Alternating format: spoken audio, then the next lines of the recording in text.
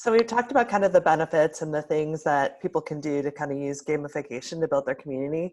What are some of the pitfalls that you've seen? People expect to get tokens or swag or whatever it is you're giving out for free because you're offering it. And when they don't receive it and they don't win, they feel like they've been cheated or scammed. And then it becomes like some FUD. They spread fear, uncertainty, and doubt. And it just has a negative consequence. I mean, not to mention probably the biggest and the most obvious to a lot of people is when you're giving away large numbers of tokens or even tokens in general. And the sell pressure that comes with the free tokens that are given away really can be evident in a liquid market. So people just hitting the bid, going on, taking the tokens to the market and selling into whatever buy orders are out there and just dropping the price. I'd say those are the two biggest. But in my experience, a token or a coin doesn't have value unless it's distributed. You could have all the tokens you want in the company's reserves, and value them at whatever the market price is. But there's really unless they're in the hands of holders and users and distributed, they're really, in my mind, they're kind of valueless. So I think that's what I learned with Pinkcoin anyways, is that until it's distributed and people have it in their hands and have used it and really feel like they have ownership of it and are part of that project, it really doesn't matter. I think that's one of the fears that a lot of projects have when trying to plan or to execute and using their reserves,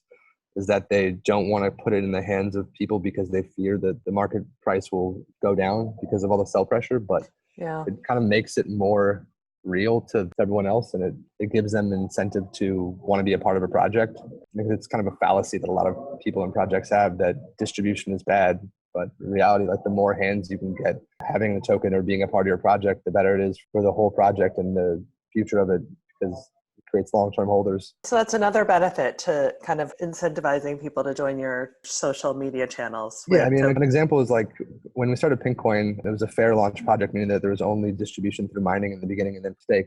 There was no founder's reward, no pre-mine. So what we did is we bought about 35 or 40% of the total supply off the market, and then just started giving it away through Twitter contests, incentivization, rewarding people who spoke positively about it. And like I said, 2 years later, when the price really started to take off and people started coming to crypto in full force, like it created a lot of people who otherwise wouldn't have paid attention to the project to pay attention and contribute. So we went from, there's probably like a core of like 40 people that were really a part of our community from like 2014, 15, and 16 to 2017. We ballooned to like, there's like 8,000 people that were part of our community that were really paying attention. And I think it's, in my mind and the minds of our developers, was pretty much mostly attributed to that distribution event that we were doing, just to reward people for being friendly, I guess.